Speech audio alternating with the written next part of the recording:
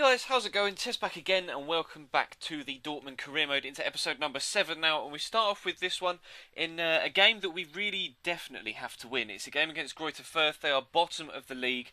They have about 1 point. I think they had 1 point going into this one after 6 games. So as you can see on screen, we're currently 8th after 3 wins, 1 draw and 2 defeats. So an unerring start, really. Nothing to get too excited about, but we got off to a great start here. Blazakowski is just trying to work the ball on the edge of the box, finds Marco Reus, who gets the turn and the finish to put us 1-0 up early on in the 14th minute. And it's a great start, actually. I started a pretty strong team, actually, against Greuther Fürth, because I wasn't too sure how easy or hard a game it would be, but their goalkeeper makes a great save there to keep us out, but didn't keep us out for too long, because Lewandowski is going to rise from the corner and power a header into the back of the net just before half-time to ensure that we go in at half-time with a 2-goal lead. And I made changes at half-time because we're running very, very low on fitness, and you'll see later on in the episode just exactly why that is. But we freshened things up at half-time, bringing on Kale and Niang to freshen things up in the middle and out wide.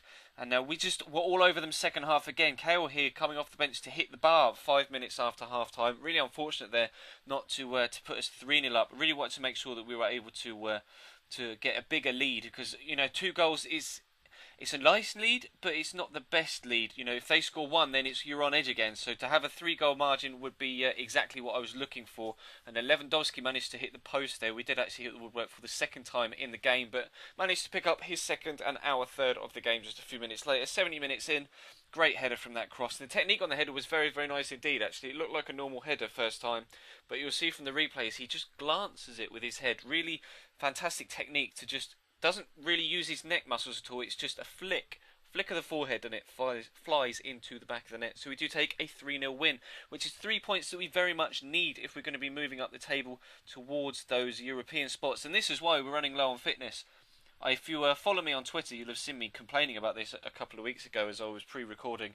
4 games in a week in October, just the 3rd month of the season. Now, I really hope they fix this sort of thing for FIFA 14, because it's just out of order. There's no way to request a postponement, because there just isn't a function for that. You used to be able to do that in some of the old Football Manager games.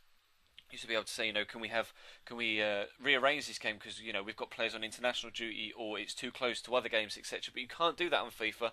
So we're going into this game against Malaga in the Champions League at home, our first home game in the Champions League, but we're playing an extremely weak side. My goalkeeper's only rated 69, and we've got an old right back, Kirsch, who's only rated 68 or 69 or something like that, and a lot of rotation players in this. And obviously we do have a very small squad at the minute at Borussia Dortmund, but one thing I might do to improve that in January, after playing with Götze quite a bit, honestly, I really just don't get on with Mario Götze on this game.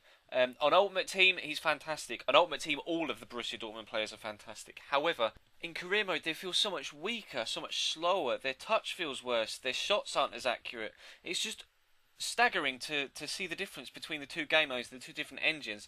And I'm struggling at the minute, especially on Legendary with this Dortmund side, with lacking fitness and just the players not performing how I'm used to them playing. I've played Ultimate Team with Dortmund players a lot this year, and I'm just used to players being in certain positions, being able to get certain results, and they just haven't been doing it for me. So it's been a real struggle so far. We're not doing very badly, but we're not particularly excelling in the same way. But we come into the 3rd game of the episode here, away against, I think it's Eintracht Frankfurt, and as you can see, we've moved up to 5th with the win over Greuther Fürth. And Frankfurt were actually 17th of the 18 teams in the league, I think, going into this one. And I was confident-ish going into it, because, I was starting my first team 11 again, although they weren't as fit as they could have been, because it was only 4 days after the previous game they played, and some of them did play in the game against Malaga as well. But we got off to an awful start. Johan Elmander there, putting them 1-0 up after 13 minutes. And after missing a couple of tackles here, Felipe Santana is going to give away a penalty, and I'm start that again, shall I? We highlighted in the previous episode where the defender went with the first leg rather than swooping with the second leg. He's going for for the tackle with the wrong leg, and did it again there, Santana. It was Subotic in the previous episode. It's giving away penalties. It's costing us games, although, to be fair, I wouldn't have got anywhere near that pen had I dived the right way. That was a fantastic strike from there, lad Maya there, but nonetheless, we needed to push on, get on the front foot, and try and look for not only the one goal, but the two that equalises. I didn't want to drop any points from this, and we went extremely close in first half stoppage time here, working the ball around. You can see they've got a lot of men behind the ball. In the end, it's Grosskreutz who's going to get the chance, and he smashes it against the bar. So we have been hitting the bar and post quite a lot in the recent few games. We really need to be more accurate with our finishing, and as you can see, we just weren't in this game at all. We'd had a lot of the ball, but I just couldn't create anything, and I think it's, well, personally, I think it's the fitness that the players haven't got that little bit extra to get into the positions or to find that half a yard they need to get a snapshot away on goal. And we went close there again in the second half. First clip from the second half, the keeper making a great save. We weren't actually able to get the first one back here though. Lewandowski with a good header after the breakaway from the back. Really quick movement from back to front. And Niang standing the ball up as Lewandowski arrived on scene around the penalty spot to put the ball into the back of the net. But that was all we could manage from the end of that game. And although we had more of it in the second half, as you'll see from the stats, it just wasn't good enough. It just really wasn't good enough. So we're going to have to improve in the next episode. We've got a cup game against a Bundesliga Zwei team, a second league team, in the Deutsche Pokal, so hopefully we can win that and push on in the league and the Champions League as well. But that is going to wrap this episode to a close, guys, so thank you very much for watching. Please do feel free to leave the video a like, and if you haven't, of course, then do hit that subscribe button as well. Links on screen in the big window to the previous episode from this series, and of course, as always, in the little window to a random video from earlier on in the week on this channel. So thank you very much, guys, and I will see you next time.